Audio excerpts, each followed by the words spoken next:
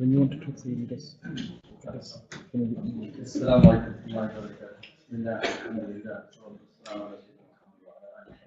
barakatuh. We're well acquainted. I'm very honored to have Shaykh Samir. Well acquainted with Shaykh Samir. We're very honored to have him back again. So, inshallah, we'll start the event. Okay, we'll have two sessions. This one will go up until Maghrib. We'll pray Maghrib upstairs. We'll pray here. And then we'll come back to follow up the two sessions, taking us up to 9 o'clock. We will have a Q&A as well.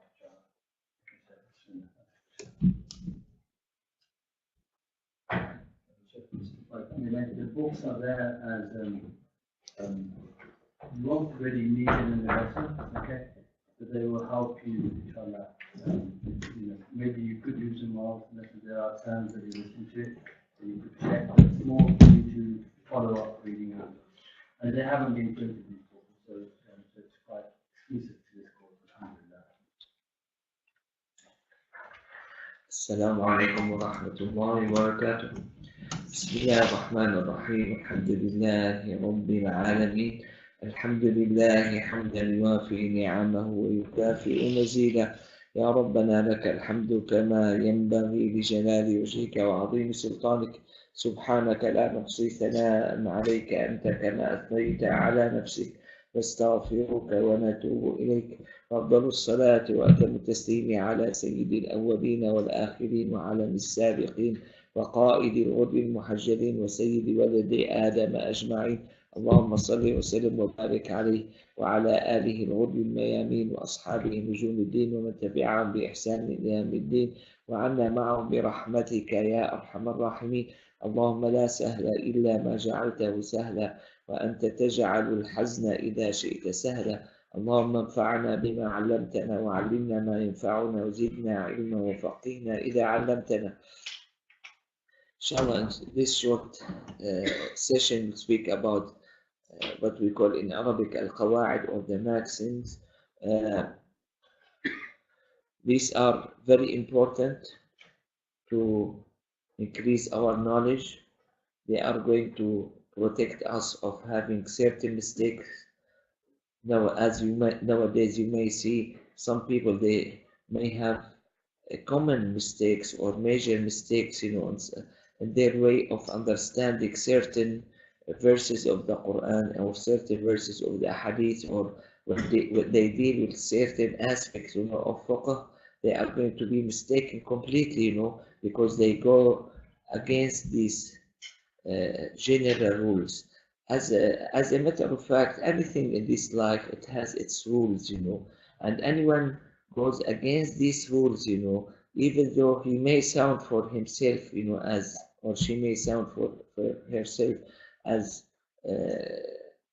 reasonable one, making sense, but it's going to be completely rejected, because he's against the rule or against what has been well established, These qawa'id, they are very important because most of them, they have not been derived from one simple verse, even though the simple verse, is going to be quite strong. Not one simple hadith. No, they have been collected and extracted from many of these verses, and many of these hadiths. And this is the way that scholar, or that particular person, he understood from the Holy Quran and the prophetic tradition. You may differ with him, in his understanding, but for sure we are going to highly respect his opinion or his idea about them. And this is the first point why they are too important. The second point mentioned by the Prophet ﷺ, as narrated in Sunan Ibn Majah, that anyone who go to teach a verse in the Holy Quran is going to be rewarded by 100 of the camels or something equal to that, okay? Or anyone who is going to teach this, not mentioned by the Prophet as qa'ida or maxim, it was mentioned as baba min abwab al-ilm. من غدا يعلم بابا من أبواب العلم. The way I understand it, it's much more applicable, you know, for those rules, you know, that has been derived.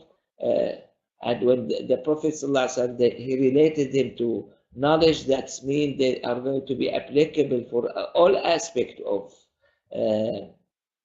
knowledge, even though we may use them in particular, you know, in fiqh wise, but they are applicable to our aqidah, they are applicable to our usul fiqh, they are applicable to hadith, and they are applicable to many aspects of religious or non-religious matter, you know, in our life.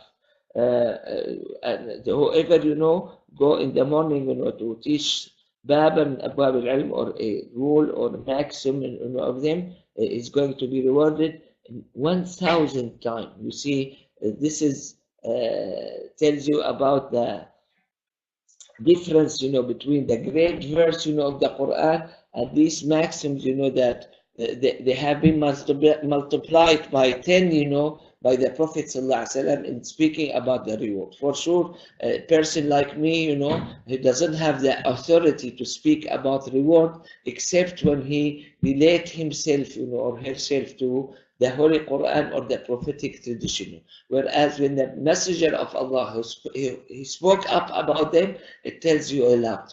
The third point, you know, about this qawa'id, that we live in an era of time. I think this is quite applicable for fiqh, should be applicable for other aspects also, that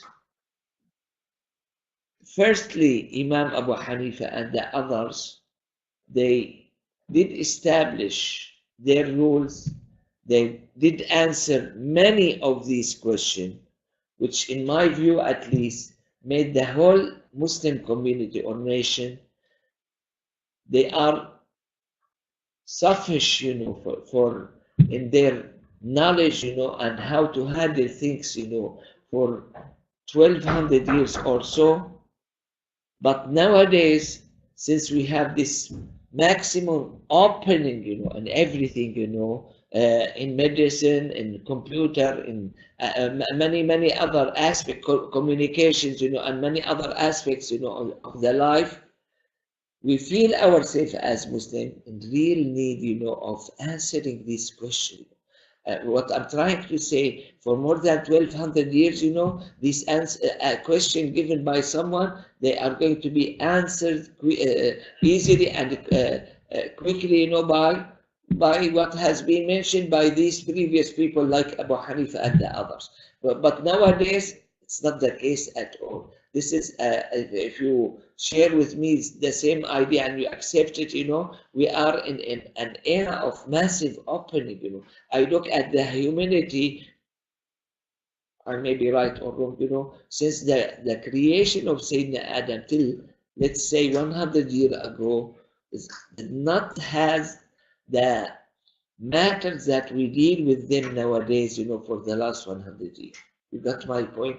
And for sure, one of the great helper, you know, for us, you know, to give the accurate answer, you know, about many of those matters that we are going to deal with them, you know, in our life is qawa'id. Why? Because these great scholars, they saved us a lot of time, a lot of effort, a lot of thoughts, even though many of us like me, they may not have the good thoughts, you know, they may not have the reasonable, the good analysis, you know, of these rules, you know, and by this, when they saved us, you know, by extracting these qawa'id, you know, from our resources, you know, religious resources, they made our life much easier, you know, in that regard. If we want to add on it, you know, this is not for everyone, you know, not for all mazhabs, you know, but as Imam Shatibi, he mentioned it, it's very important for Hanafi and Maliki mazhab that they extracted, the Hanafi and the Maliki, they extracted from the Quran and from the prophetic tradition some, I cannot say many, you know, of these rules that they are considered qat'i, definitive. Okay, this is, let's stop a little bit at this particular point. Why? Because it's too important. This will not be well understood, by a person. He educated himself or was educated, in this time, Islamically, and start speaking. Okay, he may break all of these rules without knowing that those are definitive. That no one did give him the authority, to break these rules. Okay, this is not going to be accepted by muhaddithin, because the muhaddith is going to look at certain chain, and whenever it's accepted, that's it, whenever it's rejected, it's rejected, But and by many other persons, may not be accepted. And that's why we keep hearing, those controversial, issues, come back and forth, because of this problem. And this has been highlighted firstly by who? By Sayyidina Umar al-Khattab. When he had this narration, about the Prophet, that he did so, he built in his mind certain rules, and he said, this is against these rules, I'm not going to accept it. And this has been the practice not only of Sayyidina Umar, and I have the clue or the evidence about it, mentioned by Sayyidina Ali ibn Abi Talib, mentioned by Sayyidina Zayd ibn Thabit and the others, and the most one, to have it applied, at least in our resources, is Sayyidina Aisha radiallahu anha. There's a book written, about Sayyidina Aisha by Imam Zarkashi, very knowledgeable person, that how she criticized some of those piece of information, or knowledge, or narration sometimes given by some companion. Okay, what I'm trying to say, nowadays you have many people, they are going by sitting, relaxing, having fun, having time, say this hadith is inaccurate, that hadith is inaccurate, or whatever. We are doing it in non-scientific way. This is not accepted, when you have it in medicine. If a physician is taken to the court, they will not accept this as an excuse, for him. It's not accepted, by the law in most countries. They will not accept this attitude. I'm sorry to tell you, about this. We either accept it, or some of us, they feel little bit, shrink, about it, or whatever, But it has been done in Islam or in our religion in a very bad way, which is not accepted, even in our ordinary life. I give you an example about it. Now, when you refute the mutawatir, okay, you want to come to this place. 20%, they told you, don't go from that road, because there's a car accident, and it's going to take you 1 hour, to reach your destination. And one person only told you, no, you may go very easy. It was very easy, and it was too easy to get through that road, and whatever. In practice, I'm speaking about practice. You don't know the reality. Are you going to listen to the 20 persons, that they told you don't go in that road, or you are going to listen to that particular person who said, no, just go.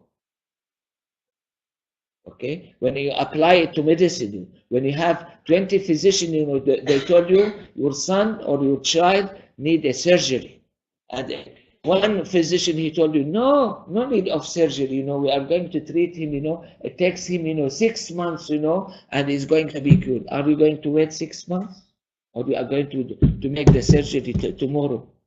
You got this point? Yani these are not accepted by us, for our ordinary life. For something, I'm not going to die if I waited, for 1 hour, because of the traffic jam. I'm not going to die, I'm not going to die if my child died. Okay, and many of these matters. Yet we don't take the risk for these matters. When when it was explained to us in such a way. I keep asking myself, how come we take this risk, for our religion?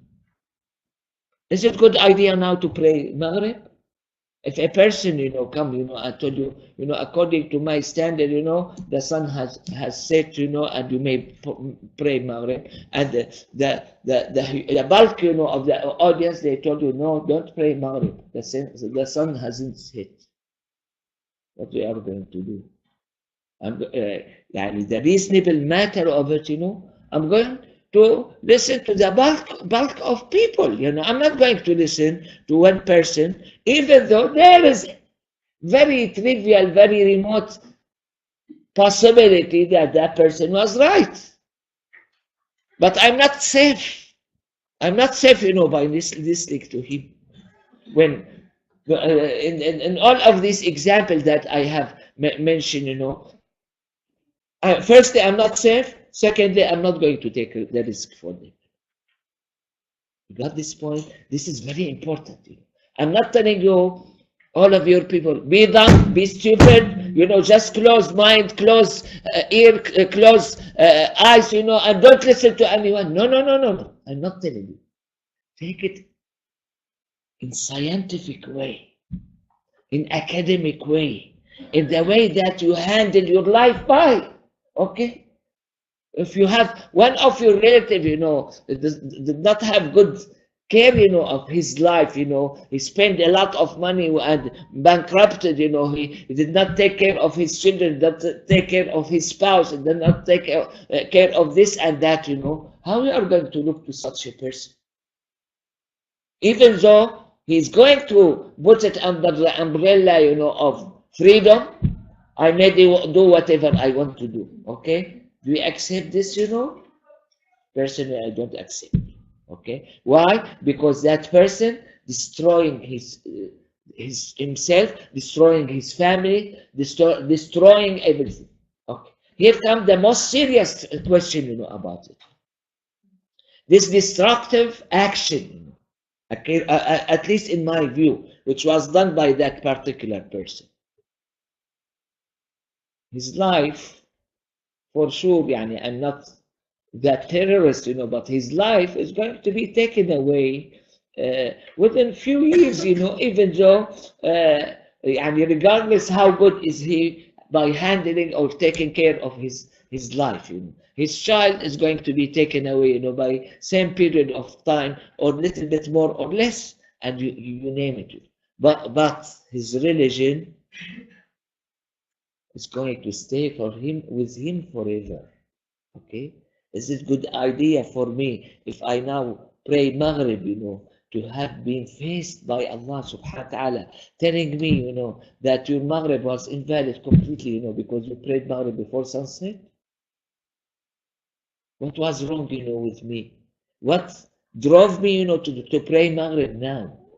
What dictate on me not to delay Maghrib till that convenient time that the other day told me about? You got my point? This is very important one. Okay? Those people, when we speak about Abu Hanifa, when we speak about Abu Huraira, when we speak about Bukhari, when we speak about such people, they did not gain their fame the way we have it nowadays. Nowadays, you may have a person, who's quite ugly, not good singer, but by some support, of those many money, providers, and the media and the others, he became famous, even though he's not that famous, that regarding. But these people, who we have them, in our Islam, and even though I hate, to compare them to such a person, but these people did not gain their fame,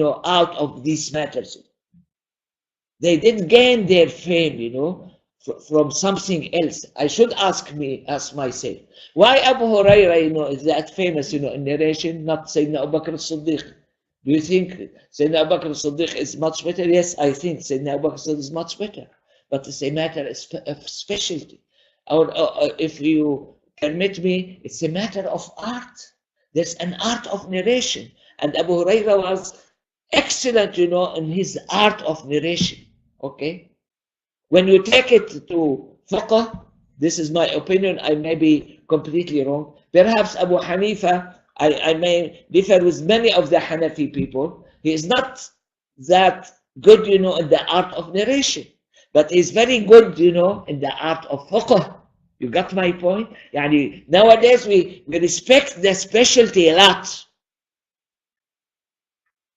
We consider it one of the most important thing, in our life, But we try to consider ourselves, Abu Hanifa in fiqh, Bukhari in hadith, Abu Hurairah, so and so, and we permit ourselves, to criticize this, to criticize that, I'm sorry, I went outside my talk, but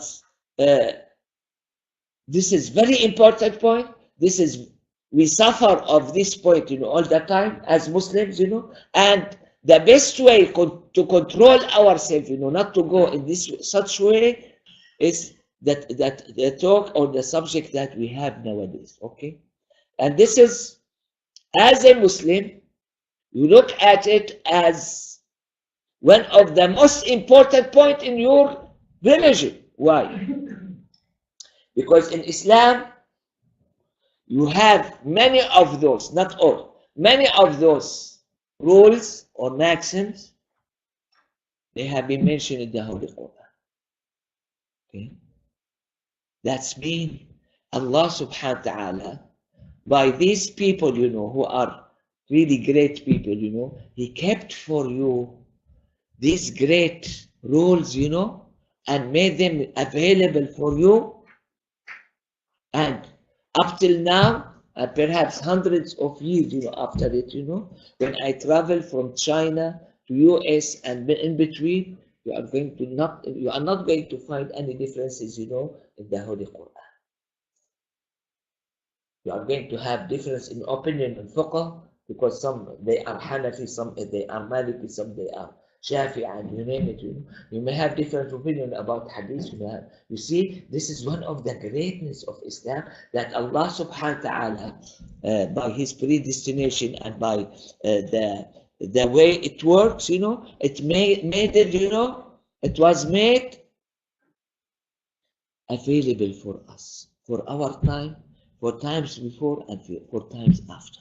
When you look at many assets, of your Islam, you are going to find them as such.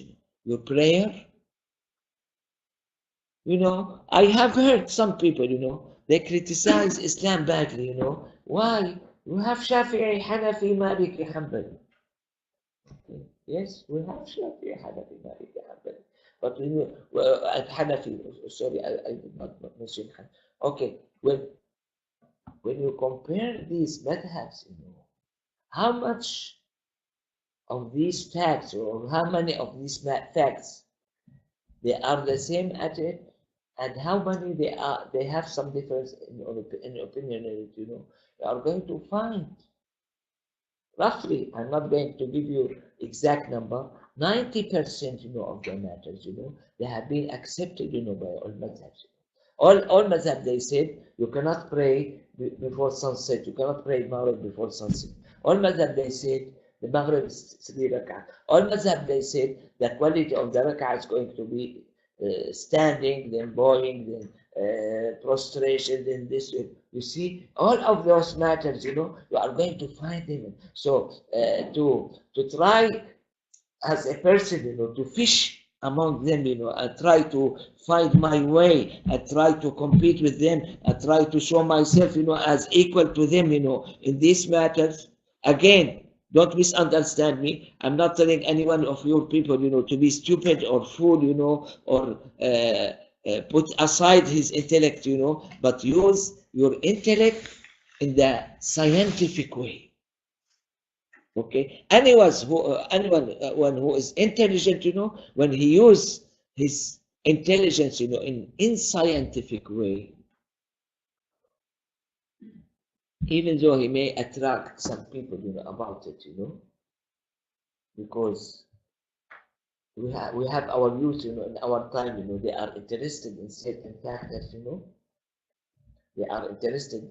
Even back in our country, I don't imagine this is only for the UK or for the US. Even in the Middle East, we have that particular sheikh.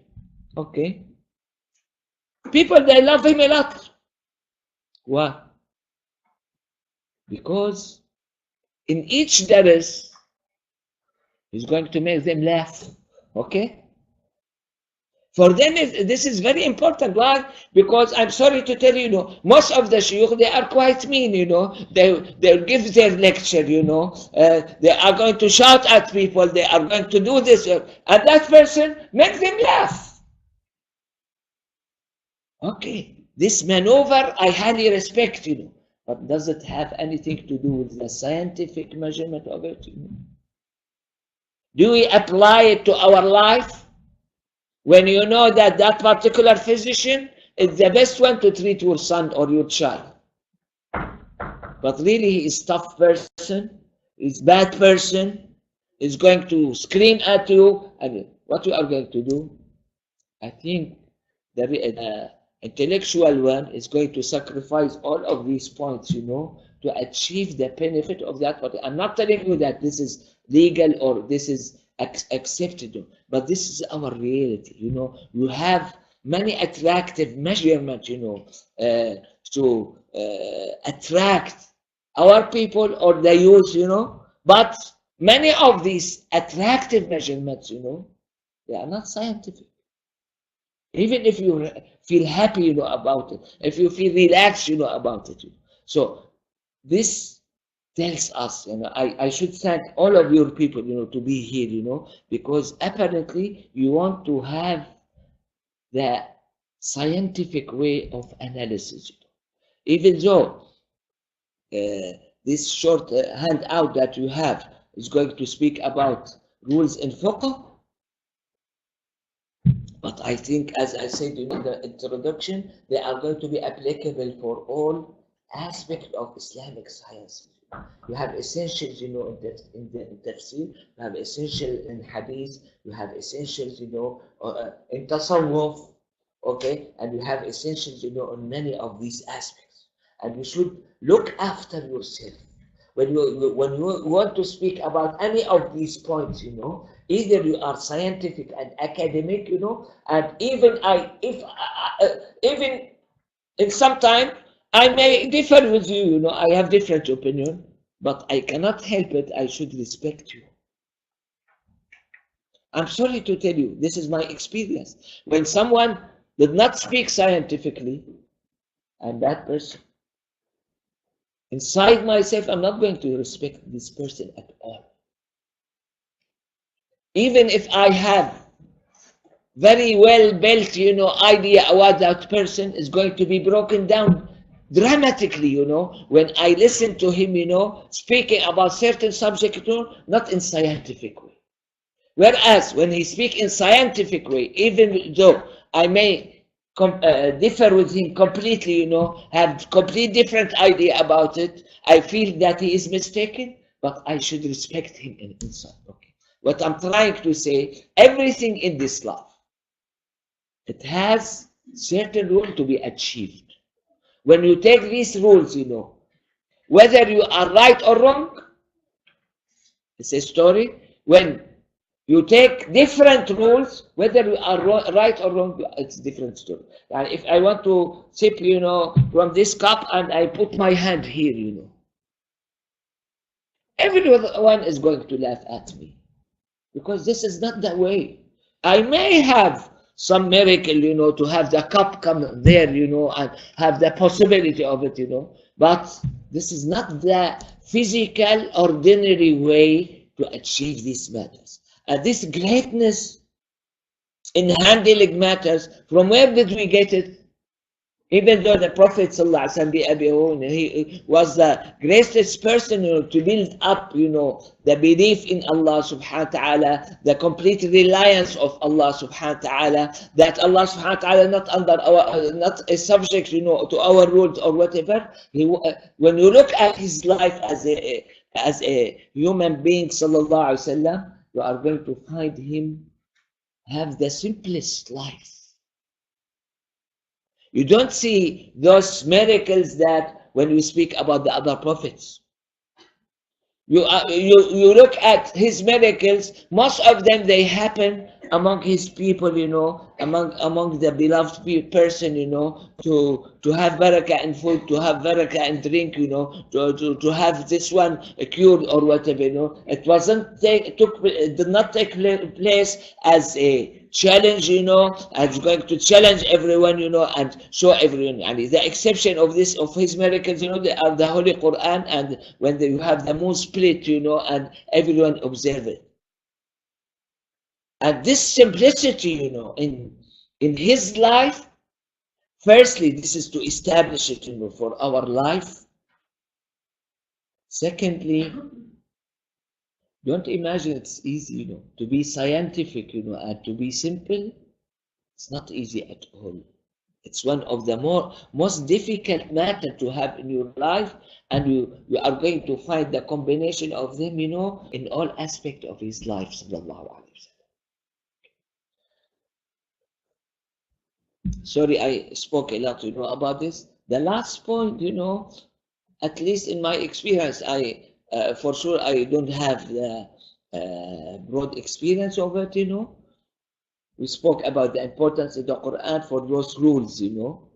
They are extracted, many of these rules, they are extracted from the Holy Quran. Again, for anyone, especially some people, they are going to concentrate, you know, and say, from where did they get this, you know? Nowhere. Nowhere. Why?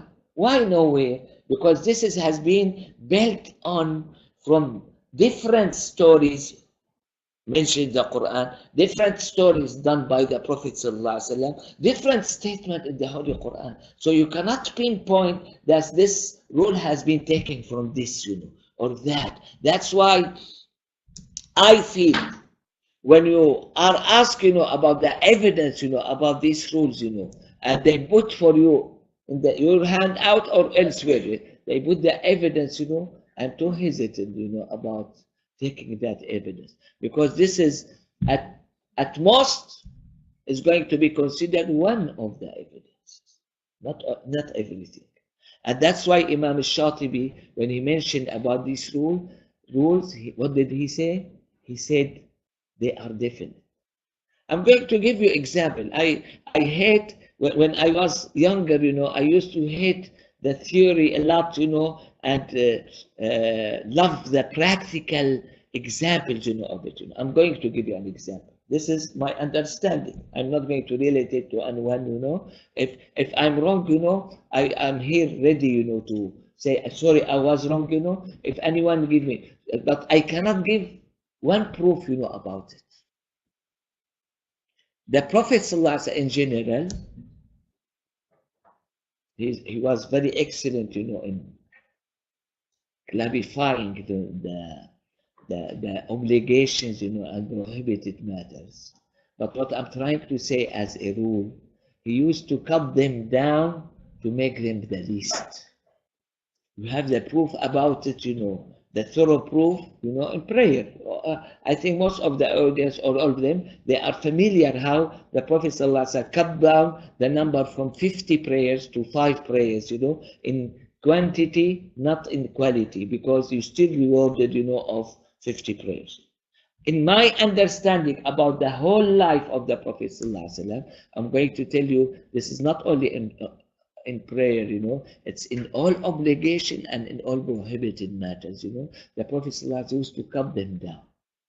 On the other hand, for nafila, or when you the optional way, you know, the Prophet ﷺ tend to keep the house, keep the door open, you know, for everyone, and try to hide his activities, because he hated, you know, to has his activity, you know, known for someone, you know, and we, as Muslim, you know, we are going to limit our activity, you know, this nafila to his procedure. You know. That's why we read in Sahih Muslim and in Sahih in Surah Nasa'i that when the Prophet ﷺ was asked about his fasting, for sure not Ramadan, was asked about his fasting nafila, he got angry.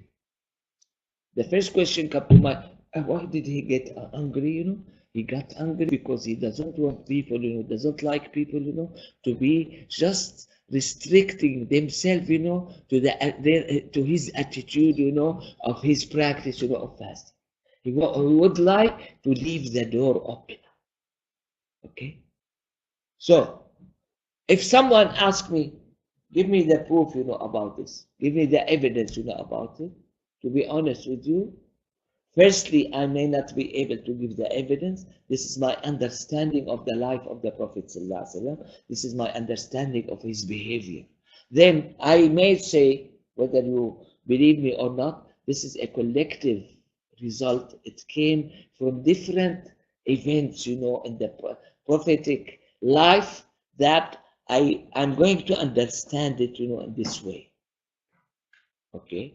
And this is the way, as I highlighted before, the famous companion they used to go by it, Sayyidina Umar ibn Khattab, Sayyidina Ali ibn Abi Talib, Sayyidina Ibn Abbas, Sayyidina Zayd ibn Thabit, and one of the most famous women to have it, done in this way in these early days was Sayyidina Aisha. To be honest with you, I bought this book of Zarkashi, many years ago. When I had this idea, I returned back to read that book, particular book, and nowadays I understand all of those criticisms given by Sayyida Aisha to some companion under this understanding that I have mentioned. Namely, she picked up, from the Holy Quran, she picked up from the prophetic tradition certain rules, and she had complete denial of certain narration or whatever. So these matters, they are very important. These matters tell you why you are here.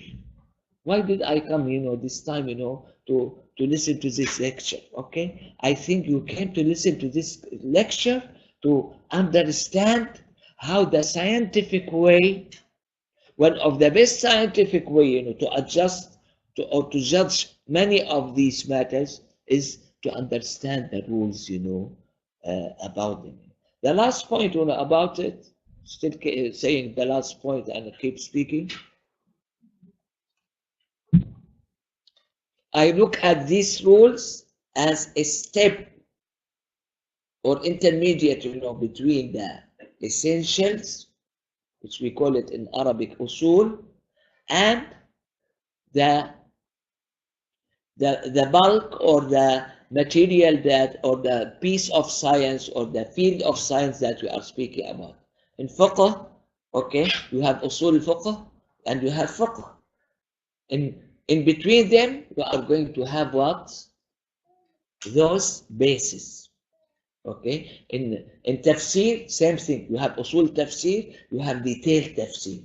Between them, you are going to have rules. In hadith, same thing. You are going to have usul, okay? You are going to have bulk, of hadith, and between them you are going to have rules, and you name it. I would like to be much more clear, to understand it, in all aspects, of our Islam by this way. This is going to be quite helpful. I'm sorry to tell you, we started speaking, how great were these scholars, namely Abu Hanifa and the others, in establishing, certain answer which was good, for 1200 years, then we, for the last 100 years, we have been faced, as Muslim, as other human, by many of these questions, I'm sorry to tell you, for me, we don't have good answer to them. Even though some of these questions, they were answered, by high figure or high scholars, but to be honest with you, in my mind, I don't feel relaxed.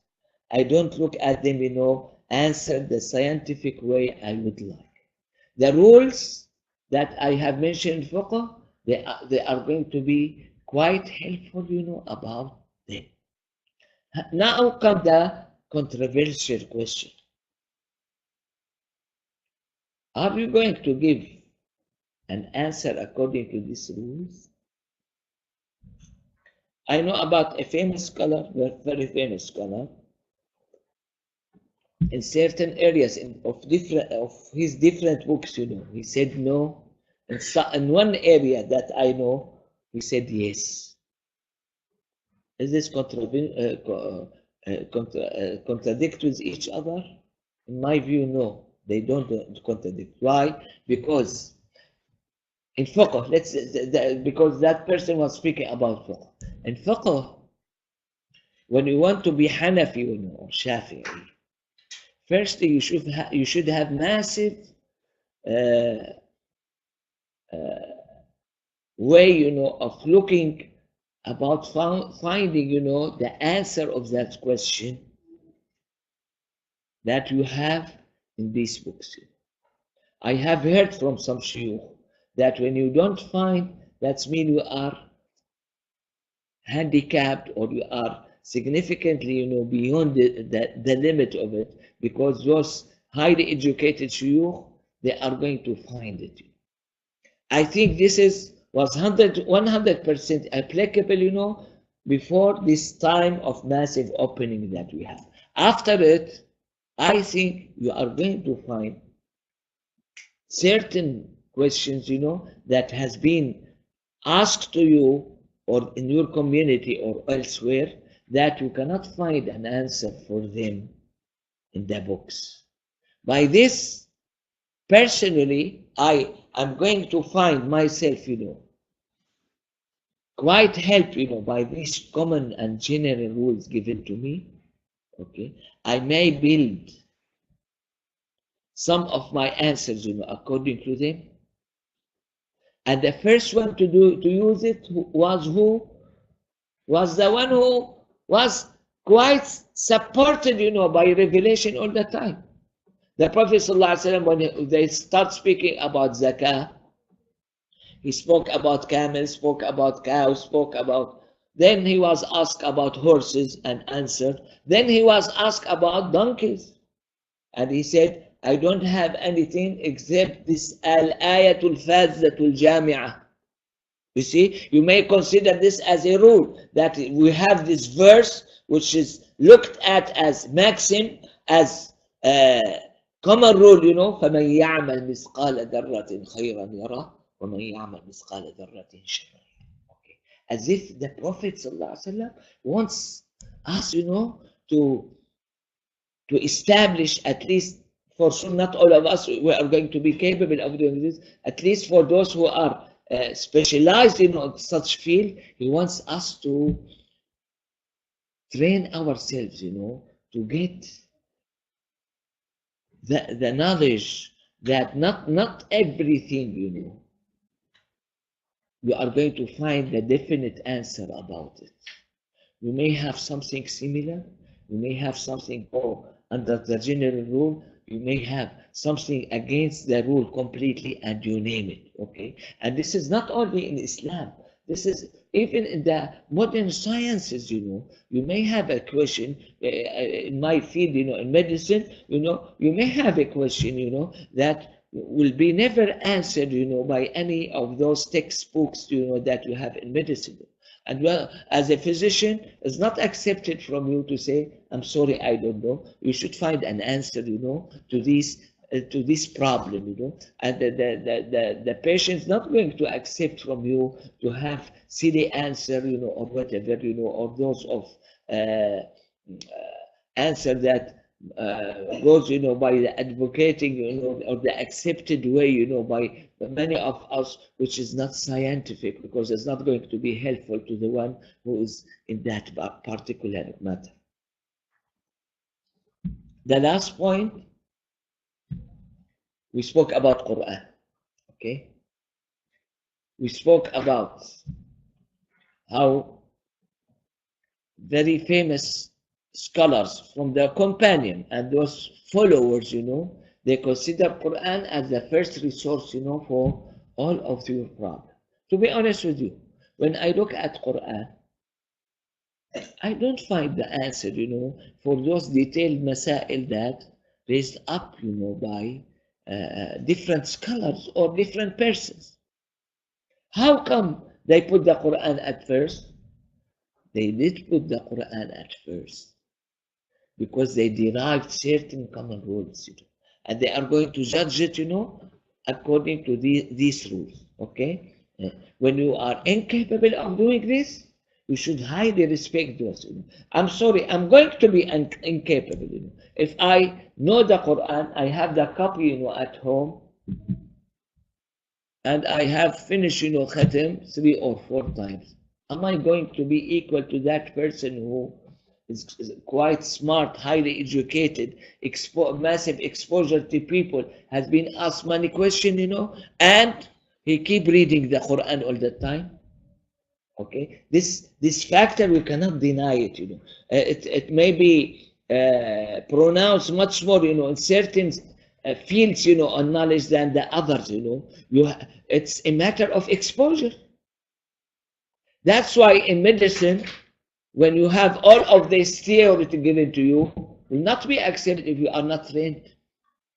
You should have the practical training, beside it. Okay, and here, I was asked, this question in US. What is the most beneficial book, to know the narrators? I told them no trick there, It's a matter of exposure. As long as you expose yourself, to larger number, of people, larger number of names and or whatever, you are going to be much knowledgeable than them. I'm not thinking all aspects of knowledge they are as such. Here, even in this limited, look to that particular science, we differ. We are not the same. Some of us, this name is going to be stuck, in the mind, by one time. The others, it may be mentioned for them, 20 times and not stuck in their mind. Okay, so here for certain aspects, of knowledge, you need massive exposure. You cannot get it, by different way. Okay, and that's why we differ. This is one of the difference, in our skills. I'm not telling you, this is everything. This is the whole story about it. But this is part of it. Then.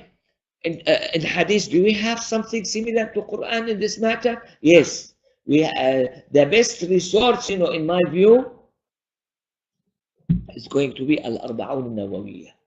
Okay, Imam Nawawi, in his introduction of that particular very small book, what did he say? That the people in the previous time, they used to collect 40 hadiths in different aspects, of Islam. What I figure out, I'm going to collect 40 hadiths, which each one of them you may consider as a rule. He put إِنَّمَا الْأَعْمَالُ بِالنِّيَّاتِ. He put الْبَيِّنَةُ عَلَى مَنْ دَعَوْا لِمِنْ. You see, you look at most all of his ahadith, which has been highly selected, by him as a rules. Okay, even in the hadith, you are going to find perhaps much more, than this number. You are going to find significantly, some ahadith which you may consider them as a rule given, by the Prophet sallallahu alaihi wasallam. And as I said before, he was the first one, sallallahu alaihi wasallam, to use it, when he answered the question when they spoke about the donkeys. That's why even this Arba'in Nawawi done by Imam Nawawi, which was 42 hadiths, not 40, it was added by someone else, who came later to 50. Why did he add it to make it 50? Because he felt that there are certain rules which not mentioned, by Imam Nawawi, and he felt that he need to add them. Namely, this author Ibn Rajab al-Hanbali in Jami' al-Ulum wal-Hikam, he reached by the Arba'in Nawawi to 50 hadith, okay, and try to interpret, all of them.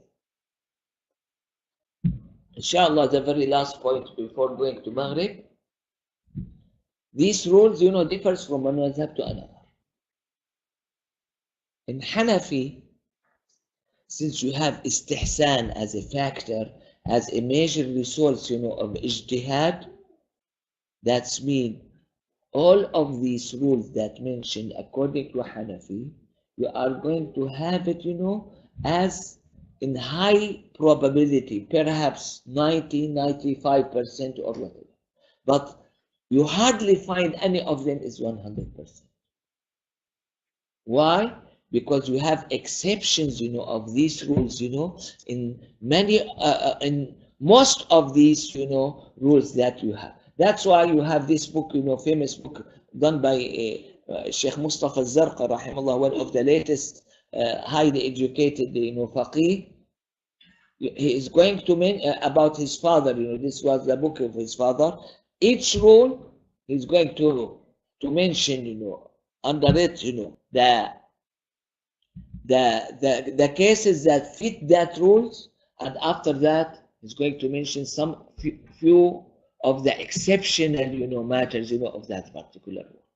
Whereas in my view, I may be completely wrong, in Shafi'i, you may find some of these rules, or more than some, that they are 100%. You don't have any exception to it. But I'm trying to say, you may have certain cases, which for me or for you may sound they are similar to each other. And Abu Hanifa is going to pick up the difference, between them in very smart and very intelligent way. Okay. This is, in my experience, and may be wrong, you hardly find it, elsewhere. Even among the companion of Abu Hanifa, in my study, of this, you are not going to find it as pronounced, in Abu Hanifa work. You got this point? So here, what I'm trying to say, even though we have these great rules, that we are going to speak about, in Hanafi, if you are Hanafi, don't take it for sure or for guarantee, because you have some exceptions, of it. For Shafi'i, you may feel much more relaxed, to take them, as 100% or for guarantee, and this is the common rule. I think we'll stop here, for Maghrib prayer. Wa sallallahu ala Sayyidina Muhammad. We'll stop the Maghrib. The gentlemen, men will be prayed upstairs in the sports hall. You go back out to the reception, upstairs the main sports hall. The ladies can pray here. You have some mats that you can use, or sheets that you can use. We're praying towards the corner. And if you want to make wudu, you can go to the front. This is the toilet set.